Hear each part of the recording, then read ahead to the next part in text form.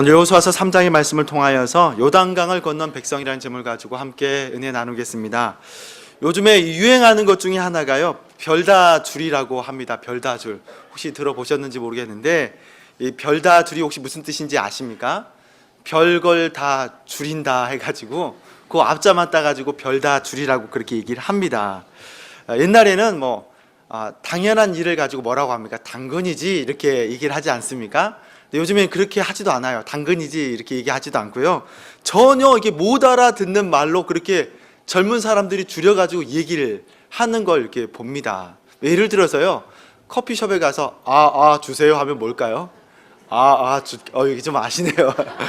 아이스 아메리카노 주세요 라고 한다라고 합니다. 그러면 뜨아는 뭔지 아십니까? 뜨거운 아메리카노 주세요. 이렇게 막 줄여서 얘기를 한다라고 해요. 몇 가지 더 가르쳐 드린다라면요, 만반잘부. 만반잘부 뭔 뜻인지 아세요? 만나서 반갑습니다, 잘 부탁합니다. 만반잘부, 만나서 반갑습니다, 잘 부탁합니다 라고 하고요. 또 조모사라고 하는데 좋다 못해 사랑해. 좋다 못해 사랑, 이걸 줄여가지고 조모사라고 그렇게 얘기한답니다. 아셨으니까 한번 옆 사람한테 한번 해볼까요? 만반잘부 하고 한번 인사해 볼게요. 만나서 반가워, 잘 부탁해. 조모사. 조모사. 무슨 소리 하시는 분도 있으신지 모르겠어요. 요즘에 이렇게 한다고 해요. 근데 이렇게 왜 도대체 알아들을 수 없는 말들을 이렇게 젊은 사람들이 사용하느냐, 그 이유에 대해서 어떤 사람은 이렇게 해석하기도 합니다. 이런 사회 현상을 가지고 젊은 사람들이 이 나이 드신 분들하고 대화하기가 싫다는 거예요. 배제시키고 싶다는 겁니다. 그냥 자기들끼리만 이렇게 소통하고 싶어서 도대체 알아들을 수 없는 그런 줄임말들을 그렇게 사용한다라고 그렇게 보기도 합니다. 우리 주변을 보게 되어지면 이렇게 소통하기를 원하는 사람이 있는가 하면, 또 어떤 사람은 소통하기를 싫어하는 그런 사람들이 있는 걸 보게 돼요. 우리가 주일에 교회에 나와서 예배를 드리는 것은 여러분 어떤 이유이겠습니까? 어느 것보다도 예수 그리스도를 발견하기 위함인 것이죠. 예수 그리스도의 보혈을 의지하기 위함입니다. 우리가 이렇게 예배 드림의 목적은 내 안에 계시고 지금도 역사하시는 예수 그리스도, 그의 음성을 듣기 위함인 줄 믿습니다. 그래서 우리가 신앙생활하면서 가장 많이 들어야 하는 말은요, 나를 위하여 대속하신 예수 그리스도, 그 은혜를 인하여서, 그 십자가를 인하여서 가장 많이 발견해야 되는 줄로 믿습니다. 우리가 아무리 소통하기가 싫어도 우리 믿음의 사람들은 반드시 받아들여야 될 말씀은 바로 예수 그리스도의 십자가요, 보혈이요, 그의 능력이 되어지는 줄로 믿습니다. 사람이 이 적응 능력이라고 하는 것은 참 대단합니다. 어떤 상황이든 환경이든지 간에요, 죽지 않으면 어떻게든지 적응하게 되어지는 것이 사람의 유전인자라고 그렇게 여겨져요. 우리의 몸은 이렇게 환경에 적응하도록 되어 있습니다. 특별히 이 적응 능력이 대단한 게 대한민국 사람들이에요. 세계 어떤 사람보다도 이 적응 능력은 뛰어나다라고 할 수가 있습니다. 환경적으로 사계절이 굉장히 뚜렷하기 때문에 세상 어느 나라에 가도 어렵지 않게 이 환경에 적응을 하게 됩니다. 더운 나라에 가게 되어지면 이거 좀 여름이 길구나 하고 그렇게 보내면 되는 거고요. 또 추운 나라 가게 되어지면 좀 겨울이 좀 길구나 하고 그렇게 적응하면서 삽니다. 몸이 이렇게 적응한 것도 적응한 것인데, 우리의 뇌도 마찬가지예요. 뇌도 생각하는 것도 했던 말을 이렇게 계속 듣게 되어지면은요, 별로 좋아하지 않습니다. 했던 말을 또 하고 또 하면 뭐라고 합니까? 잔소리한다라고 그렇게 여기지요. 이렇게 잔소리를 자꾸 하게 되어지면 어느 순간에 이 잔소리가 적응이 되어지는 것을 볼 수가 있어요. 처음에는 이 잔소리가 힘들고 참 듣기 싫은데 자꾸 이 잔소리를 듣게 되어지면 어느 순간에는 적응이 되어가지고 잘 이렇게 또 견디게 되어지는 것을 볼 수가 있어요. 근데 우리가 아무리 반복된 말이고 이 말이 너무 적응이 되었다라고 하는 말이라고 하더라도 예수 그리스도에 대한 보혈은 우리가 자꾸 들어야 되는 줄로 믿습니다. 예수 그리스도의 보혈의 능력은 곧 생명과 관계가 되어 있어요. 믿음은 들음에서 납니다. 들음은 곧 믿음이 생겨나게 되어지고, 그게 들음으로써 우리의 믿음은 자라게 되어지는 줄로 믿습니다. 오늘 우리는요, 성경 어디에 쓰든지 예수 그리스도의 예표를 발견할 수가 있어요. 창세기부터서 요한계시록까지 성경 어디에 세우든지 예수 그리스도께서 우리에게 말씀하시는, 성경에서 말씀하시는 그 예수 그리스도의 예표를 발견할 수가 있습니다. 오늘 본문은 요단 도하의 사건이 소개되고 있어요. 모세가 죽고 나서 4세대 리더라고 하는 여호수아가 이렇게 세워져서 이제 본격적으로 가나안 땅을 점령하기 위해서 준비하는 그런 모습이 오늘 소개되고 있습니다. 이렇게 가나안 땅을 점령하기 위해서 가장 먼저 해야 되는 것은 다름이 아닌 거죠. 요단을 건너는 일인 것입니다. 이스라엘 백성들에게 있어서 이 요단을 건넌다라고 하는 것은 단순히 가나안 땅을 점령하기 위한 그 모습 이상의 의미를 가지고 있다는 거예요. 이스라엘 백성들이 이 요단을 건넌다라고 하는 것은 바로 새로운 출발을 의미합니다. 이 요단을 건너므로 말미암아서 내가 죽고 새로운 인격으로 살겠습니다라고 하는 그런 선포의 의미가 되어진다 할 수 있어요. 먼저 이 성경이 말씀하고 있는 이 강이라고 하는 의미가요, 고난과 죽음과 아픔을 의미하고 있습니다. 성경 안에서 물이 가지고 있는 그 상징 자체가 고난이고 죽음이고 고통을 의미한다는 거예요. 여러분, 노아의 홍수를 보십시오. 하나님께서 물로써 세상을 심판했던 것들을 볼 수가 있어요. 그리고 요한계시록 21장에 보게 되어지면 바다도 다시 있지 않더라 라고 그렇게 말씀하고 있는데, 이 의미가 무슨 의미입니까?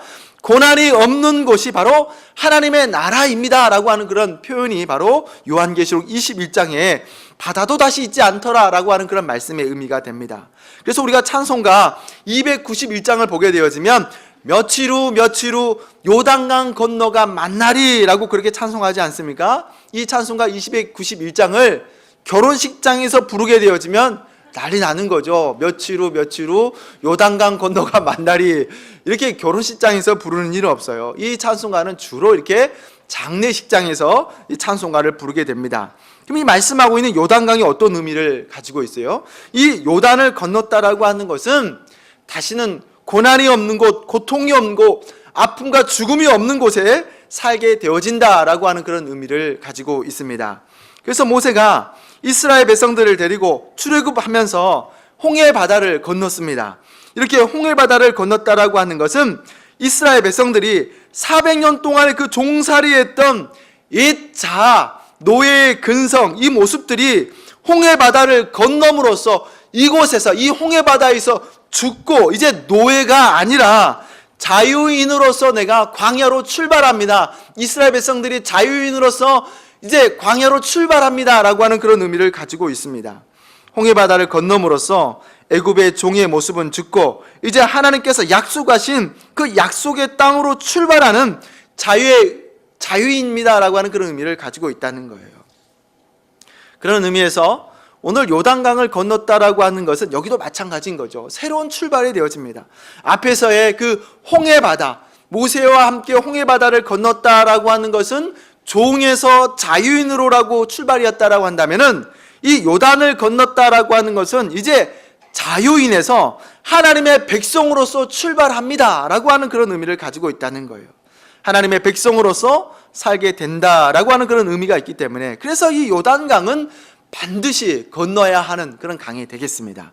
그래서 새해가 시작되어지면서 우리 교회는 새벽에 한 장씩 말씀을 읽게 되어지는데, 창세기에 이제 한 장씩 말씀을 읽게 되어집니다. 그래서 연초라서 이 창세기에 야곱을 이렇게 다루고 있는데요. 이 야곱의 말씀을 이렇게 쭉 묵상하게 되어지면 이 야곱이라고 하는 사람이 굉장히 애착이 가게 되어지는 것을 이렇게 느껴요. 이 야곱이 오늘을 사는 이 현대인들과 굉장히 닮은 점이 많은 것들을 발견하게 됩니다. 그럼 이 야곱이 어떤 점이 그렇게 닮았는가? 먼저 이 야곱은 창세기 4대 족장 중에 한 사람입니다. 아브라함으로, 이삭으로, 야곱으로, 요셉으로 그렇게 이어지는데, 이 4대 족장 중에서 야곱이라고 하는 인물은 거룩하지가 않다는 거예요. 이 야곱은 족장이라고 하기에 다른 족장에 비해서 연약함들이 많습니다. 야곱이 그렇게 진실하지도 않고 또 하나님께 족장이기 때문에 예배를 막 즐겨 했다, 그런 사람도 아닌 거고요. 그리고 또 그렇게 착한 사람도 아닌 거예요. 야곱의 이 4대 족장 중에 한 사람이지만 가장 환경에, 생활, 그리고 밀착해서 살게 되어지는 족장인 것을 보게 됩니다. 지극히 이기적이고 자기만을 위하고 욕심이 많은 사람이라는 거죠. 그럼에도 야곱이 하나님께로 오는 그 복을 좋아해서 하나님께 악착같이 그의 복을 구하는 그런 모습들을 보게 되어지는데, 그렇게 야곱은요 하나님을 필요할 때만 찾게 되어지는 참 이기적인 사람입니다. 그런데요 하나님께서 야곱이 그렇게 찾게 되어지면 또 하나님께서 무시하지 않는다는 거예요. 필요에 따라서 만나주시는 그 하나님의 모습을 보게 됩니다. 하나님께서 그의 위기 가운데 구원해 주시는 것을 보게 됩니다. 근데 그렇게 구원해 주었음에도 불구하고 그 구원의 은혜는 잠깐 감격하고, 그렇게 또 감격은 오래 가지 않는다는 거예요. 바로 잊어버리고 세상 가운데서 하나님을 까맣게 잃어버리고 살게 되어지는 이 사람이 바로 야곱인 겁니다. 자기 원하는 대로 사는 사람, 바로 야곱의 모습인 거죠.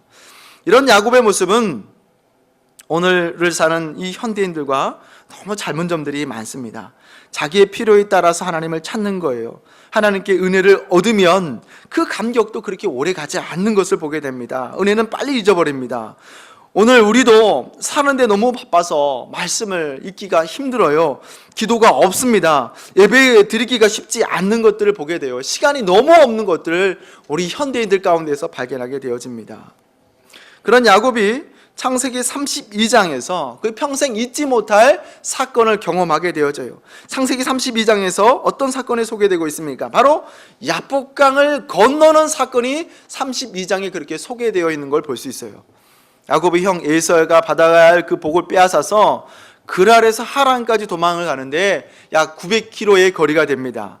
이 외삼촌 라반의 집으로서 도망을 가게 되어져요. 야곱은 에서의 축복, 기도 한번 빼앗았다라고 해가지고 형님에게 원수가 되어서 그렇게 900km를 넘는 하란까지 그렇게 도망하게 됩니다. 그리고 거기서 20년 동안이나 그렇게 시간을 보게 되어진데 잊을 수 없는 그 고향을 향하여서 야곱이 돌아옵니다. 무려 20년이나 시간이 지났음에도 불구하고 야곱은 여전히 에서가 두렵다는 거예요. 야, 형님이 나를 죽으면 어떻게 하지? 형님이 나를 죽이려고 하면 어떻게 하지? 그 두려움 가득 안고 그렇게 가나안 땅에 도착하게 되어져요. 그렇게 두려워하는 야곱을 또 하나님께서는 모른 척하지 않으신다는 겁니다. 그렇게 두려워하는 야곱을 만나 주시는데 먼저는 마하나임의 하나님으로 만나 주시는 것을 볼 수가 있어요. 하나님께서 내가 너를 군대로 지켜주겠다라고 그렇게 말씀하시는데 사람도 아니고 하나님의 그 군대 이 마하나임이라고 하는 그 의미가 군대 한 무리가 아니에요. 양쪽으로 좌와 우로 지키시는 이 두 때의 이 군대의 하나님으로서 지키심에도 불구하고 이 야곱은 여전히 두려워하게 되어지는 것을 볼 수 있습니다. 그렇습니다. 이런 약속을 했음에도 불구하고 야곱은 하나님을 의지하지 않는다는 거예요. 자기의 방법대로, 자기의 이 생각대로, 자기의 경험대로 그렇게 하나님을 의지하고 자기 방법을 의지하는 야곱의 모습을 보게 됩니다. 그러니까요 하나님께서 한 번 더 이 야곱을 만나 주시게 되어지는 걸 볼 수가 있어요. 그게 바로 야복강. 이 야복강을 이렇게 지도상을 보게 되어지면 요단강에서 우측으로 살짝 삐쳐나오는 것이 야복강인 거예요. 어쨌든 이 야복강 그 자체도 요단강이라고 할 수가 있습니다. 이 야복강가에서 야곱이 하나님을 만나게 되어지는데 이곳에서 하나님과 씨름하게 되어집니다. 그렇게 야곱이 야복강을 건너면서 하나님을 만나고, 그리고 그의 이름이 야곱. 여러분 야곱의 의미가 무엇입니까? 발꿈치를 잡은 자 해서 사기꾼, 도둑이라고 하는 그런 의미를 가지고 있는데 그의 이름이 야곱에서 도둑에서 이스라엘이라고 하는 이름으로 바뀌게 되어지는데 또 이스라엘은요 하나님과 싸워서 이긴 자, 하나님과 싸우는 자라고 하는 그런 이름으로 바뀌게 되어져요. 그 이름을 바꾸고 나서 야곱은 하나님께 큰 은혜를 경험합니다. 이렇게 야곱이 천사와 씨름하면서 환도포가 뿌려지고 먼지를 다 뒤집어쓰고 쩔쩔쩔도 그렇게 형 에서를 비참한 모습으로 만나게 됩니다. 분명 야곱을 죽이겠다고 온 이 에서 형님이 400명의 군단을 이렇게 데리고 왔는데 야곱을 죽이겠다고 했던 형님이 이 강에서 이 야곱을 만나는데 먼지는 다 뒤집어쓰고 다리는 절고 이런 비참한 모습을 보면서 그의 분노가 눈녹도 녹아내려져서 서로 부둥켜하고 울면서 방성대곡하게 되어지는 그런 모습을 보게 됩니다. 그리고 죽으러 왔던 에서 형님이 내가 너를 호위하겠다라고 하는 그런 놀라운 일을 경험하게 됩니다. 이런 사건이 야복강을 건넌 전후의 차이라는 거예요. 야복강을 건너기 전에는 이 죽음에 대한 극심한 공포, 두려움에 가득했다가 야복강을 건넌 후에 하나님을 만나고 자신이 가지고 있는 가장 큰 두려움 가운데서 노임받게 되어지는 그 모습을 보게 됩니다. 이게 어찌 되었던지 간에 이 강 사이를 두고 있었던 일이라 볼 수 있습니다. 야복강을 건넌 후에는 도둑이었던 야곱이 하나님과 씨름함으로써 이스라엘로 바뀌게 됩니다. 그렇습니다. 야곱이 이스라엘이 되는 것, 하나님과 싸워서 이긴 자가 된 것은 야복강을 건넌 후에 그렇게 도둑놈에서 하나님과 싸워서 이긴 자가 되어지는 은혜를 얻게 됩니다. 근데 우리가 이 창세기 32장에서 반드시 기억해야 되는 것이 있어요. 여러분, 야곱이 씨름을 잘해서 하나님과 싸워서 이겼겠습니까? 하나님의 야곱이 씨름에서 특별한 기술이 있어서 하나님을 그렇게 해볼 수 있는 것이었을까요? 야곱의 그 나이가요, 야복강을 건넜을 때 나이가 90이 넘은 나이였습니다. 이렇게 다 늙어버린 야곱을 하나님께서 못 이겨서 야곱에게 졌겠습니까? 아닌 거죠. 하나님께서 져주심이라는 거예요. 일부러 져주셔서 야곱이 이기게 된 겁니다. 하나님은 져주시는 하나님이라는 거예요. 기꺼이 야곱을 위해서 또 우리를 위해서 져주시는 분이 바로 하나님이시다는 겁니다. 이 져주시는 하나님은요, 이미 오래전부터인 거예요. 아담에게 하나님께서 져주셨습니다. 정녕 네가 이것을 먹을 때 죽으리라고 말씀하셨는데 하나님께서는 져주셨습니다. 가죽옷을 해 입음으로 말미암아서 아담에게 져주시는 하나님의 모습을 보였고요. 아담의 아들 가인은 어떻습니까? 자기 동생을 돌로 쳐 죽인 전속 살인자였음에도 불구하고 하나님께서 그 가인을 향하여서 내가 너를 보호할 것이다 라고 그렇게 져주시는 하나님을 볼 수가 있어요. 우리가 말씀을 보게 되어지면 우리는 성경 안에서 끊임없이 우리 연약한 이스라엘을 향하여서 져주시는 하나님을 볼 수가 있습니다. 그렇게 범죄하는 이스라엘을 향하여서 하나님께서는 끝까지 져주시는 것을 우리가 발견할 수가 있습니다. 여러분, 하나님께서 져주시지 않으면요, 우리가 도저히 살 수가 없는 거예요. 시편 76편 7절의 말씀, 뭐라 말씀합니까? 주 곧 주는 경외할 자신이, 주께서 한번 노하실 때에 누가 주의 목전에서 설리까라고 그렇게 말씀하고 있고요. 나홈 1장 6절에서는 누가 능히 그 분노하심 앞에 서며 누가 능히 그 진노를 감당하랴. 그 진노를 불처럼 쏟으시니 그를 인하여 바위들이 깨지는 도다라고 그렇게 말씀하고 있습니다. 시편 기자나 나홈 기자는요, 그 하나님의 분노 앞에서 누가 감히 감당할 수 있겠느냐라고 그렇게 고백하고 있습니다. 하나님께서 쳐주셨다라고 하는 것을 우리는 성경에서 끊임없이 발견할 수가 있습니다. 하나님께서 야곱의 악함을 보시면서도 참아주시는 거예요. 인내하시는 것입니다. 오래 참으시는 하나님의 모습을 우리는 발견할 수가 있습니다. 오늘 다시 본문으로 돌아와서 이스라엘 백성들에게 있어서 이 요단을 건넌다라고 하는 것은 큰 의미를 가지고 있어요. 이제 이 요단을 건너게 되어지면 광야에 집 없는 민족이 아닌 겁니다. 광야의 나그네가 아닌 거예요. 요단강을 건너므로 말미암아서 창세기 12장 아브라함에게 약속했던 그 약속이 성취되는 것이다 라고 할 수가 있어요. 저 먼 훗날에 아브라함에게 약속했던 그 약속이 성취가 오늘 이 요단강을 건너므로 말미암아서 이스라엘 백성들에게 이게 이루어지게 되어지는 것을 볼 수 있습니다. 그렇습니다. 오늘 이스라엘 백성들에게 있어서 하나님의 약속의 성취 앞에 서 있는 것을 볼 수가 있어요. 그런데요, 이 약속 성취가 그냥 있는 것이 아니에요. 요단을 건너기 위해서 하나님께서 여호수아에게 세 가지를 요구하고 있는 것을 볼 수가 있습니다. 먼저는 법궤를 앞세울 걸 그렇게 말씀하고 있고요. 그리고 두 번째로는 법궤와의 일정한 거리를 두라라고 그렇게 말씀하고 있고, 마지막으로 성결하라라고 그렇게 말씀하고 있는 걸 볼 수가 있습니다. 그렇습니다. 하나님께서는 이 세 가지를 그렇게 명령하고 계시는데 이 세 가지가 다 의미가 있는, 다 다른 그런 의미를 가지고 있어요. 먼저 법궤를 가장 앞세웠다라고 하는 것은 하나님께서 이스라엘 백성들을 이끄셨다는 거예요. 지금까지 계속 이스라엘 백성들을 40년 동안 그렇게 이끌으셨던 것과 같이 앞으로도 내가 너희들을 이끌겠다라고 하는 것이 법궤를 가장 앞세운 것이라고 볼 수가 있겠고요. 또 법궤와 간격을 뒀다라고 하는 것은 하나님의 그 거룩하심, 이 거룩하심을 상징한다라고 할 수가 있어요. 그리고 마지막 성결은 곧 할례를 의미합니다. 남자가 할례를 하게 되어지면은요, 3일 동안 꼼짝하지 못하게 되어져요. 이렇게 할례를 하게 되어지면 남자들은 아무것도 할 수가 없습니다. 하나님께서 지켜주셔야 되는 거예요.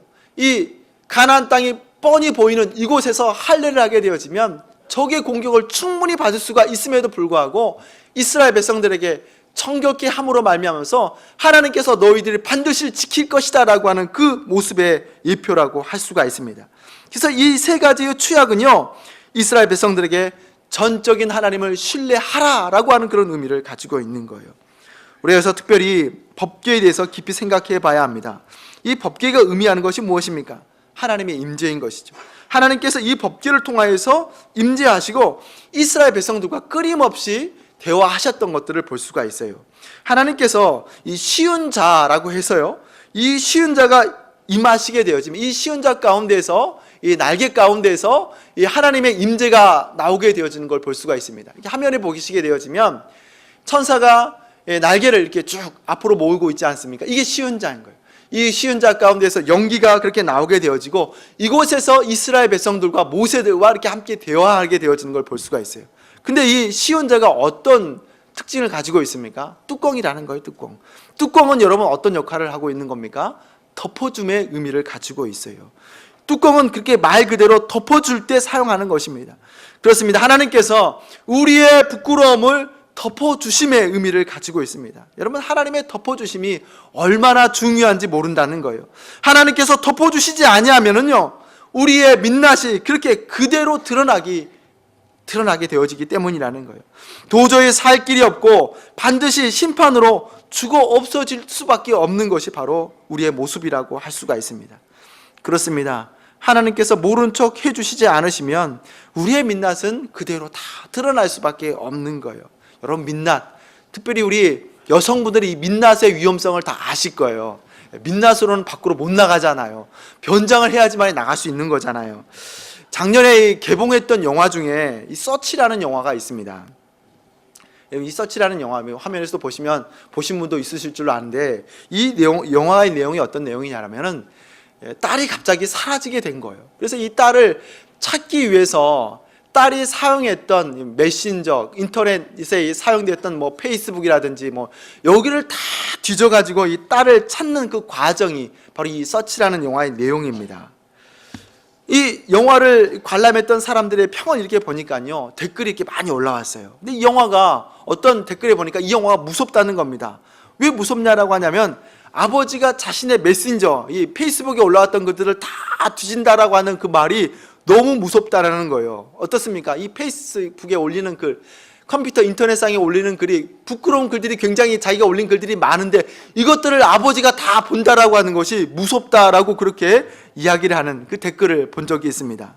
여러분, 전능하신 하나님께서, 임마누엘 하신 하나님께서 우리의 과거의 부끄러운 것들을 다 듣춘다고 한다면 어떻겠습니까? 우리의 말, 우리의 생각, 우리의 행동들 다 이렇게 다 듣춘다면 어떻겠습니까? 참으로 부끄러울 수밖에 없다라고 하는 거예요. 우리의 음란한 생각들, 부패한 언어들, 폐역한 행동들 하나님 앞에서 드러나게 되어지면 도저히 하나님 앞에서 온전히 서 있을 수가 없다는 거예요. 그렇습니다. 다른 게 은혜가 아니라는 거예요. 하나님의 그 덮어주심이 은혜가 되어주는 줄로 믿습니다.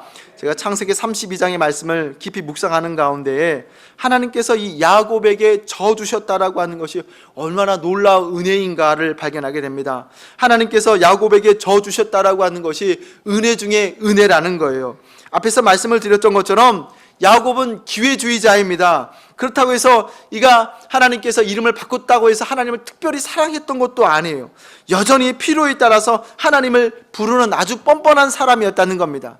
그럼에도 하나님께서는 야곱을 위해서 나타나여 주시고 그에게 힘을 주시고 이 야곱에게 지켜봐 주시고 그가 죽을까 봐서 씨름하면서 져주시는 하나님이었다라고 하는 것을 보게 됩니다. 하나님께서 져주셨기 때문에 야곱이 살아난 것을 볼 수 있어요. 그래서 너무 귀한 것입니다. 이 사실이 얼마나 귀했으면 그 지역을 브니엘이라고 그렇게 이름했다는 거예요. 브니엘, 하나님의 얼굴이라고 하는 의미를 가지고 있어요. 왜 하나님의 얼굴이라고 하는 이름을 가지게 되었습니까? 하나님을 직접 얼굴을 보게 되었지만 인간은 죽을 수밖에 없다라고 하는 거예요.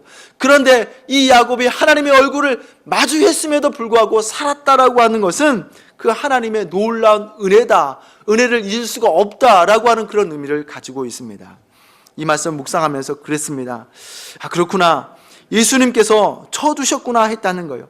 예수님께서 이스라엘 백성들에게 져주셨구나, 져주셔서 십자가에 죽으셨구나. 그렇지 않으면 내가 죽어야 하는 것인데 예수님께서 날 살리시기 위해서 십자가를 그렇게 져주셨구나, 내가 그 십자가를 져야 하는 것인데 하나님의 아들이신 예수 그리스도께서 십자가를 져주셨구나. 이 사건이 그렇게 이어지게 되어지는 것을 보게 됩니다. 그리고 더 야곱이 그 이름에 바꿔졌다라고 하는 사실, 야곱에서 도둑놈에서 이스라엘, 하나님과 싸워서 이긴 자로 야복강 전후가 그렇게 달라졌습니다. 그렇습니다. 야곱과 같이 우리가 예수 그리스도와 함께 십자가의 죽음으로 말미암아서 성도라 불려지게 되어집니다. 야곱에서 이스라엘로 바뀌어져 온 것처럼 사망으로 죽어야 할 우리가 바로 내가 죽어야 할 자에서 성도로, 하나님의 백성으로 거듭나게 되었다라고 하는 사실인 겁니다. 참으로 놀라운 사실인 거지요. 야곱은 그렇게 마하나임 하나님의 군대를 경험하고 브니엘 하나님의 얼굴을 경험하고 그의 이름이 야곱에서 이스라엘로 바뀌어졌어도 야곱의 원수인 에서와의 만남 가운데서 죽었다 살아났음에도 불구하고 야곱의 삶 이후에 보게 되어지면 별로 변한 것이 없습니다. 여전히 세상의 가치를 따라 사는 것을 보게 되어집니다. 이런 모습은 참 우리의 모습이라는 거예요. 구원의 은혜가 있었음에도 불구하고 우리의 삶 우선은요, 사는 것이 우선이 되어지는 것을 보게 되어져요.